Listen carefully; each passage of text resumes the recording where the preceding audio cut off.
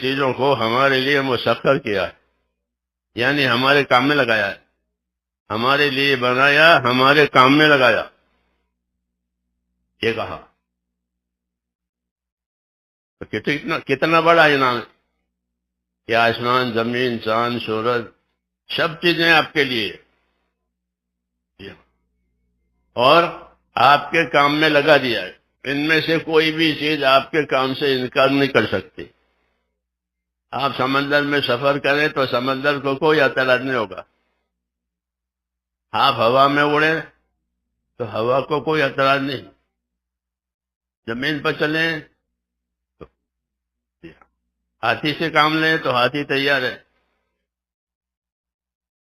ہاتھی سے کام لیں تو ہاتھی تیار خدمت کے لیے۔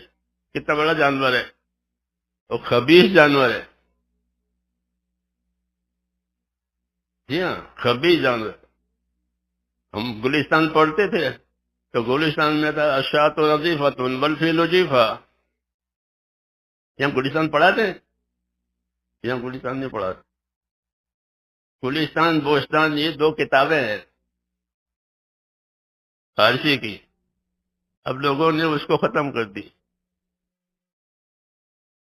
حضرت تھانوی فرماتے تھے کہ اس میں علوم ہے، گلستان بوستان میں،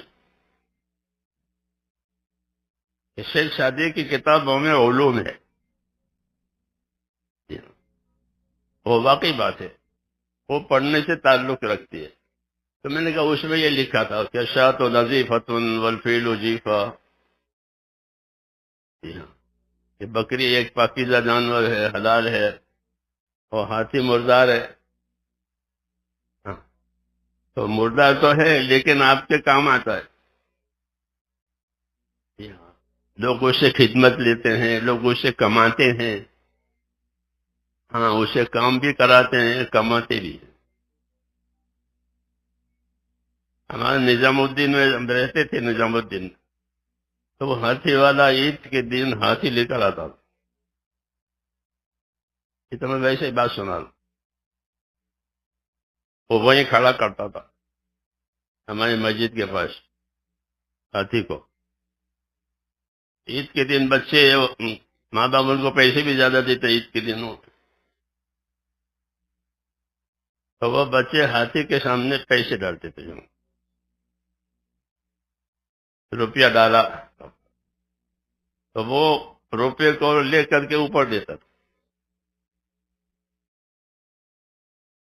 اوپر اس کا مالک بیٹھا ہوا ہے،